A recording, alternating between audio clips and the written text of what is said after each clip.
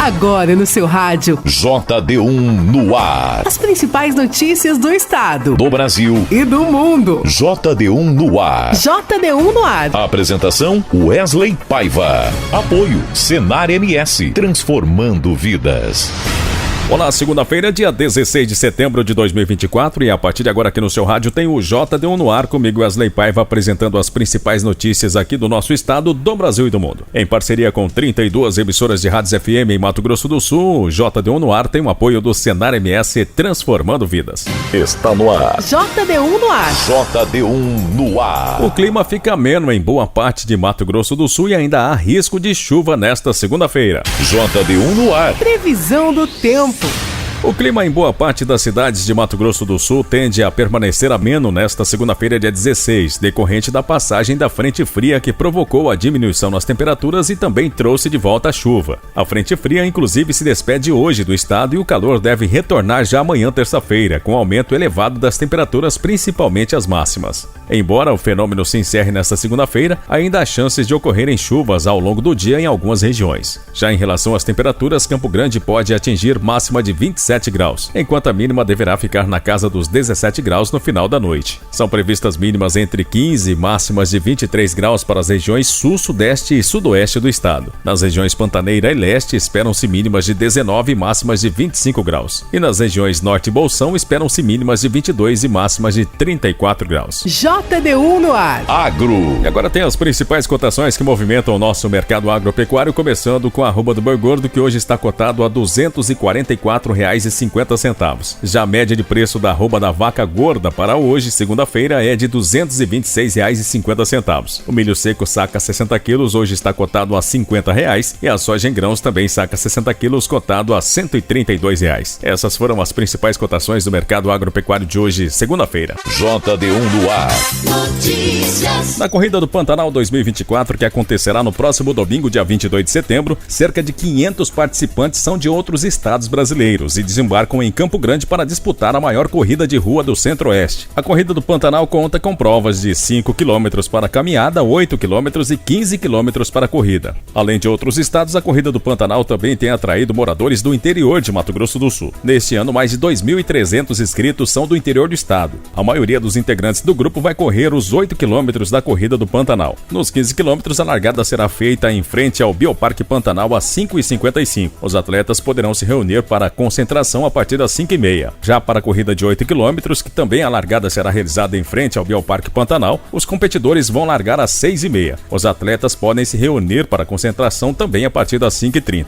Já para a caminhada de 5 km, que começa às 6h30, os participantes vão largar do Parque das Nações Indígenas. JD1 no ar. JD1 no ar. A Fundação do Trabalho Funtrab está ofertando 5.111 vagas em Mato Grosso do Sul neste início de semana. Há desde vagas em ampla concorrência e aquelas destinada especialmente para PCD, pessoas com deficiência. Para a capital, o órgão estadual destaca que existem 1.802 vagas, com a maioria sendo dividida para carreteiro, atendente de lanchonete, servente de obra, auxiliar de linha de produção, operador de caixa, pedreiro e ajudante de carga e descarga de mercadoria. Para pessoas com deficiências, há 77 vagas em aberto na Funtrab. Para estágio, há 62 vagas. Os interessados devem comparecer na Casa do Trabalhador da sua cidade ou na agência da Funtrab na capital, portando RG, CPF e carteira de trabalho. Mais informações e a lista completa das vagas e seus municípios você confere acessando o portal www.funtrab.ms.gov.br. JD1 no ar. JD1 no ar. Uma pesquisa do IBGE apontou que 97% dos turistas brasileiros viajaram para destinos nacionais em 2023, o que corresponde a cerca de 20 milhões de pessoas. As viagens aumentaram 71% em relação a 2021. Os detalhes na reportagem de Luana Karen. A advogada Natália Loures Dantas nem voltou de viagem e já está com as próximas 5 agendadas.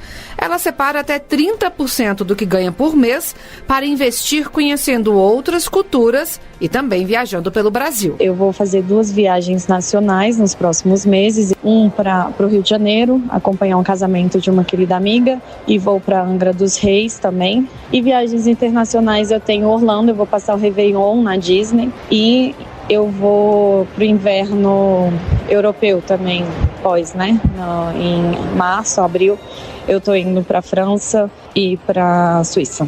Em 2023, foram realizadas 21 milhões de viagens, um aumento de 71,5% comparado a 2021, ano em que os embarques e desembarques foram afetados pela pandemia da Covid-19. Do total de viagens feitas no ano passado, 97% foram para destinos nacionais, movimentando 20 bilhões de reais na economia. Mais de 85% das viagens foram motivadas por questões pessoais, sendo que a principal razão foi para se divertir. Como detalhe, o analista do Instituto Brasileiro de Geografia e Estatística, IBGE, William Kratochwill. O lazer, ele que em 2020 era 1/3 das viagens pessoais, em 2023 passou a quase 39%. Em 19,8% dos 74 milhões e 400 mil domicílios visitados em 2023, os pesquisadores registraram a realização de pelo menos uma viagem. No Distrito Federal e no Rio Grande do Sul, o número de domicílios com pelo menos uma pessoa que viajou foi superior a 25%. Já os estados com o menor número de viajantes foram Amapá e Acre. William Kratochwill, do IBGE, explica as razões dadas pelos brasileiros que não viajaram em 2023. O maior motivo que os moradores apresentaram para não viajar, principalmente para os domicílios com menos de 2 salários mínimos de rendimento domiciliar per capita, foi a falta de dinheiro. Ao passo que para os domicílios com mais de 2 salários mínimos per capita de rendimento mensal, foi a falta de tempo. Entre os que viajaram a lazer em 2023, quase metade foi para destinos de sol e praia, enquanto 22% buscaram natureza, ecoturismo ou aventura. As viagens motivadas por cultura e gastronomia foram a preferência de 21% dos turistas. O meio de transporte mais usado nas viagens foi carro particular e de empresa. Reportagem Luana Karen. Quer saber como 2 letrinhas viram notícias no seu WhatsApp? Facinho, facinho. É só mandar um simples oi para o JD1 981 35 98 88. Nossa, até o nome não é fácil de lembrar. Cadastre 981 35 98 88 no seu WhatsApp e escreva apenas Oi. As principais notícias de Mato Grosso do Sul, do Brasil e do mundo bem aí, Na palma da sua mão. Deu oi, virou notícia. JDUnoticias.com JDUnoticias.com. A notícia no seu celular. E agora da nossa central de jornalismo, a repórter Sara Chaves tem mais notícias que estão em destaque no portal JD1. Olá, ouvintes do JD1 no ar. Fábio Ferreira, de 37 anos, e Júnior Anunciação Silva morreram em um grave acidente no final da tarde desse domingo na BR-163, no distrito de Prudêncio Tomás, em Nova Alvorada do Sul. Os dois estavam em um Fiat Argo e, ao desviar da ultrapassagem de um terceiro veículo, o motorista perdeu o controle na pista molhada da chuva e o veículo acabou girando e bateu de frente com uma caminhonete Hilux. Os ocupantes da Hilux sofreram ferimentos leves e foram resgatados pela CCR-MS Via e encaminhados para o hospital da cidade. Já Fábio Ferreira e Júnior Anunciação, que estavam no Fiat Argo, morreram ainda no local. Os dois veículos ficaram destruídos e o caso foi registrado na Delegacia de Polícia Civil de Nova Alvorada do Sul. O ministro do Supremo Tribunal Federal, Flávio Dino, autorizou a União a emitir créditos extraordinários fora dos limites fiscais para o combate a incêndios florestais no Brasil. Com a autorização de Flávio Dino, o governo poderá enviar ao Congresso Nacional medida provisória apenas com o valor do crédito a ser destinado para a ação. Na prática, a decisão criou um modelo de gastos semelhante ao adotado na pandemia de Covid-19. Flávio Dino também flexibilizou a regra para a manutenção e a contratação de brigadistas temporários. Com a decisão, Flávio Dino evita que os gastos voltem a ficar dentro das limitações caso o Congresso não aprove a medida provisória ou o texto perca a validade. Já foram destinados ao Pantanal pelo governo federal 237 milhões, sendo 100 milhões liberados em uma portaria de junho de 2024 e 137 milhões através da medida provisória editada em julho, destinando recursos para os Ministérios do Meio Ambiente, Defesa e Justiça. E uma dupla armada com pistola e uma faca invadiu uma residência em um conjunto de kitnets e deixaram um homem de 50 anos ferido na noite de sábado no bairro Danúbio Azul, em Campo Grande. O filho da vítima, que estava a 100 metros do local, contou que o pai foi socorrido por populares até a UPA. No chão, os policiais encontraram 2 munições intactas de calibre 9mm e 4 estojos de 9mm e alguns respingos de sangue. Já a kitnet da vítima foi toda revirada. Em contato com a equipe médica da UPA, foi informado que o homem foi baleado na coxa e braço esquerdo, além da axila direita e uma facada no peito. A vítima, consciente e orientada, alegou que sabia apenas que os autores eram 2 homens, um alto e magro e outro baixo. O homem foi encaminhado para a Santa Casa e os autores ainda não foram identificados e se investiga as causas do crime, que foi registrado como homicídio simples na forma tentada na Delegacia de Pronto Atendimento Comunitário DEPAC Cepol de Campo Grande.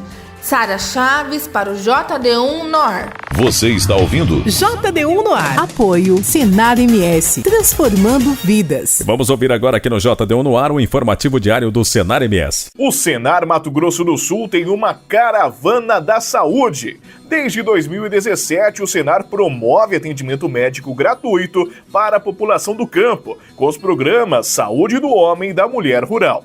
O principal objetivo é prevenir e combater o câncer. Toda semana, médicos e enfermeiros com diversas especialidades atendem a população rural de um município ou região. Quer saber quando a sua cidade será contemplada? Entre em contato com o Sindicato Rural do seu município. JD1 no ar. Apoio Senar MS, transformando vidas.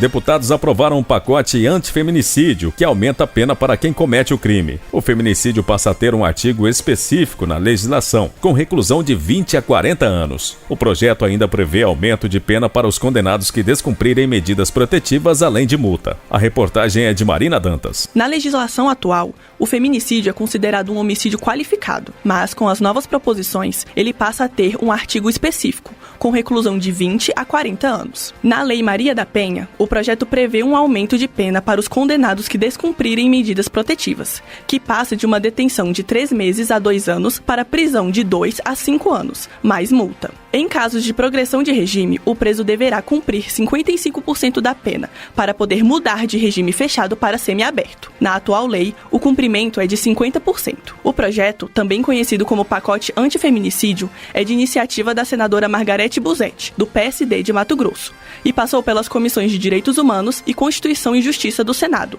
em 2023, onde foi aprovado em caráter terminativo. O relator da proposta na CCJ, senador Alessandro Vieira, do MDB de Sergipe, reforçou a importância do aprimoramento das leis brasileiras para reforçar o combate à violência contra a mulher no Brasil. Que a violência contra as mulheres, sobretudo a cometida em ambiente doméstico familiar, encontra-se em patamares altíssimos e deve ser urgentemente combatida. A realidade é que nenhuma das recentes alterações legislativas voltadas à proteção da mulher, em especial a Lei Maria da Penha e a Lei 13.104 de 2015, foram capazes de interromper a violência praticada em razão da misoginia e em ambiente doméstico e familiar. O texto aprovado modifica o Código Penal, a Lei das Contravenções Penais, a Lei de Execução Penal, a Lei de Crimes Hediondos e a Lei Maria da Penha. O projeto de lei vai agora para a sanção do presidente Lula. JD1 no ar. Esporte. E agora o repórter esportivo Dinil Almeida tem as últimas notícias do futebol. Estamos chegando com os resultados dos jogos do final de semana do Campeonato Brasileiro da Série A e também da Série B. Campeonato Brasileiro Série A, 26ª rodada, começou no sábado. O Atlético Goianiense enfrentou o Vitória e perdeu por 2-0. O Atlético Paranaense e Fortaleza ficaram no empate em 1-1 e o Botafogo ganhou do Corinthians por 2-1. No domingo, o Palmeiras goleou o Criciúma por 5-0. O Bragantino ficou no empate em 2-2 com o Grêmio. O Juventude venceu o Fluminense por 2-1. O Cruzeiro recebeu o São Paulo e perdeu por 1-0. O Bahia venceu o Atlético Mineiro por 3-0. Flamengo e Vasco fizeram o Clássico de Milhões e empataram em 1-1. Encerrando a 26ª rodada, o Internacional recebe o Cuiabá na noite de hoje a partir das 19 horas, horário de Mato Grosso do Sul. Campeonato Brasileiro da Série B, no sábado, o Brusque venceu o Vila Nova por 3-1. O Paysandu venceu o Guarani por 2-1. O Mirassol e Amazonas ficaram no empate em 0-0. No domingo, o Santos venceu o América Mineiro por 2-1. O Operário do Paraná também venceu o Curitiba por 2-1. A Chapecoense venceu o Ceará também por 2-1. O Sport venceu o CRB por 2-0. Eu sou Dininho Almeida e esses foram os destaques de hoje para o JD1 no ar. JD1 no ar, direto de Brasília. Participantes de audiência pública na Câmara disseram aos deputados que o governo deve anunciar mudanças no marco regulatório do setor ferroviário. Repórter Silvia Miato. Em audiência pública da Comissão de Viação e Transportes da Câmara, o secretário de Transporte Ferroviário do Ministério dos Transportes, Leonardo Ribeiro, disse que até o final do ano serão anunciadas mudanças no marco regulatório do setor, inclusive para permitir leilões com aportes de recursos públicos. Os usuários do sistema reclamaram de tarifas altas e pouca transparência por parte das empresas. O marco atual inovou ao criar a figura da autorização no setor, como acontece com o setor de telecomunicações. Mas, neste instrumento, não há participação do setor público. Ribeiro disse que a ideia é a parceria com o setor privado, por meio de leilões com aportes de recursos públicos. Até então, fizemos obras públicas para depois conceder. O mundo nos ensina que é possível fazer diferente. É possível fazer leilões com aporte, para que a gente consiga elevar a taxa interna de retorno dos projetos para uma taxa mínima de atratividade, atrair o setor privado com eficiência. Outra mudança é regulamentar um chamamento público para trechos com baixa utilização ou até mesmo abandonados pelas atuais concessionárias. A regulamentação, segundo ele, dependia de um acerto com o Tribunal de Contas da União sobre a precificação de trechos devolvidos.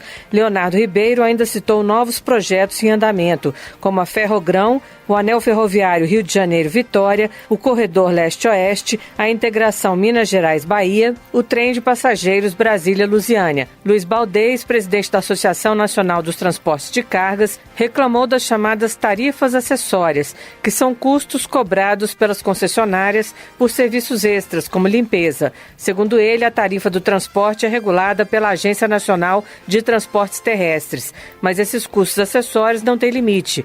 Para Baldez, as empresas calibram essas tarifas para que o custo total fique apenas 5% menor que o rodoviário. Ele também diz que a malha ferroviária não é uma malha, porque os trechos não são integrados. Já Alexandre Barra, da Associação Brasileira de Óleos Vegetais, diz que a demanda pelo transporte é alta e a oferta está muito concentrada. A frase que a gente mais ouve na associação é: a concessionária falou que está tomada, ou seja, não tem espaço, não posso carregar sua carga. E é uma situação grave, porque assim, se a concessionária de ferrovia não pode carregar a carga do usuário, e são cargas de baixo valor agregado, como é que o usuário vai fazer? Ele vai ter que mandar por caminhão. E aí vai ficar muito mais caro e começa a tornar inviável o negócio. Yuri Pontual, da Associação Nacional dos Transportadores Ferroviários, preferiu destacar que os investimentos em andamento devem fazer com que o transporte de cargas por ferrovia saia do atual patamar de 21% para 35% do total. O deputado Gilberto Abramo, do Republicanos de Minas Gerais, presidente da comissão, disse que os usuários citaram a necessidade de mais investimentos para aproveitar os trechos existentes, o que não estaria sendo feito pelas concessionárias. Porque se o Estado entende e entendemos que é uma necessidade de investimento, nós temos que abrir então o mercado, porque os que têm essa concessão ou as concessões não estão em tese tão favoráveis na abertura desse mercado, na ampliação desse mercado, assim como acontece com empresas aéreas. Abramo diz que vai fazer requerimentos para ter mais dados sobre a utilização da malha. Para ele, os problemas citados na audiência poderiam motivar até mesmo uma comissão parlamentar de inquérito. De Brasília, Silvia Minhato. Com segurança jurídica, BNDES e empresas projetam investimentos em transição energética. A reportagem é de José Carlos Oliveira. A diretora de Infraestrutura, Transição Energética e Mudança Climática do BNDES, Luciana Costa, elogiou recentes avanços na legislação e projetou financiamentos para o Brasil liderar o processo global de substituição das fontes poluentes de energia, como os combustíveis fósseis à base de petróleo e carvão.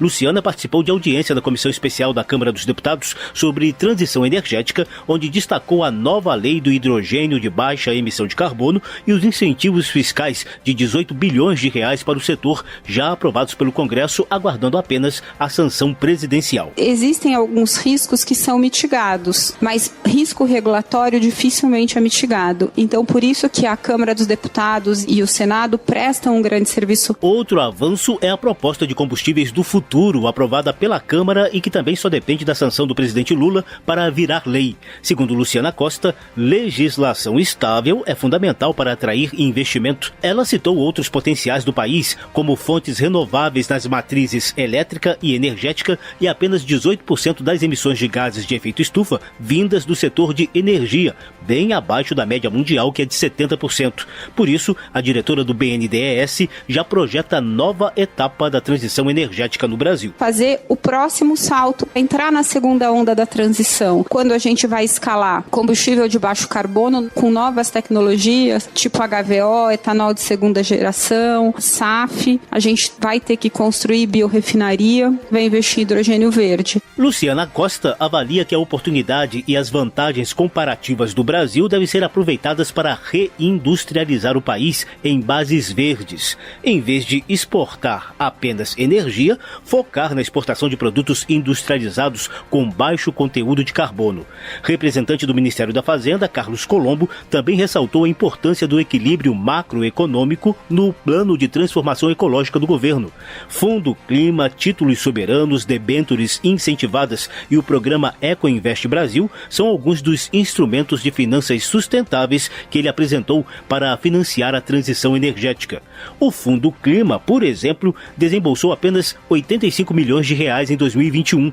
Agora, a projeção daqui até 2026 é de 32 bilhões de reais, dos quais 16 bilhões vão financiar empreendimentos de energia renovável com juros mais atraentes para novos projetos ligados à biomassa, eficiência energética e redes elétricas inteligentes. As taxas de juros que são aplicadas hoje no Fundo do Clima para a questão de energia solar e energia eólica são projetos já maduros e que a gente acredita que não necessariamente precisam de ser tão incentivados quanto outros, e por isso a sua taxa hoje foi aumentada, ela está em 8%, enquanto a gente tem taxas relativamente menores para outras iniciativas. Só em relação ao hidrogênio verde, o economista da LCA Consultoria, Braulio Borges, previu PIB acumulado de 7 trilhões de reais para o Brasil até 2050. Ele só pede agora mais rapidez por parte do Executivo. Se a gente viabilizar esse marco legal, a regulamentação, o financiamento, tudo isso ainda neste ano de 2024, os investimentos já começam no ano que vem ou no mais tardar em 2026. Os impactos na economia já começam a aparecer quase que imediatamente. O presidente da Comissão Especial de Transição Energética, deputado Arnaldo Jardim, do Cidadania de São Paulo, lembrou que o Brasil enfrentará concorrência pesada diante do volume de subsídios que outros países já anunciaram para financiar fontes energéticas menos poluentes. Todos nós estamos cansados de ouvir sobre aquilo que é o IRA, Inflation Reduction Act, 686 bilhões de dólares, mas foi acrescido de outros dispositivos. Hoje alguns acham que chega à casa de $1 trilhão e busca colocar os Estados Unidos numa situação de vantagem, vanguarda. Depois nós temos o Green Deal europeu também. E nós precisamos fazer frente a isso, porque nós temos extraordinárias oportunidades. O Ministério de Minas e Energia anunciou a criação do Fundo de Minerais Críticos, que pretende levantar R$1 bilhão para financiar a pesquisa e a extração de lítio, cobalto, níquel e outros minerais estratégicos. Eles têm alta demanda na geração de energia solar e eólica, além de serem usados em veículos elétricos e nos eletrolisadores do hidrogênio verde. De Brasília, José Carlos Oliveira. Com a apresentação de Wesley Paiva, termina aqui o JD1 no ar de hoje, segunda-feira, dia 16 de setembro de 2024. Essa é uma iniciativa do JD1 Notícias em parceria com 32 emissoras de rádios FM em Mato Grosso do Sul e conta com o apoio do Senar MS. Para você ouvir novamente essa edição em podcast ou ainda acompanhar outras notícias aqui do estado, do Brasil e do mundo, acesse a qualquer momento o nosso portal www.jd1noticias.com. Uma boa segunda e uma excelente semana a todos e até amanhã. Você ouviu as principais notícias do estado, do Brasil e do mundo. JD1 no ar. Apoio Senar MS, transformando vidas.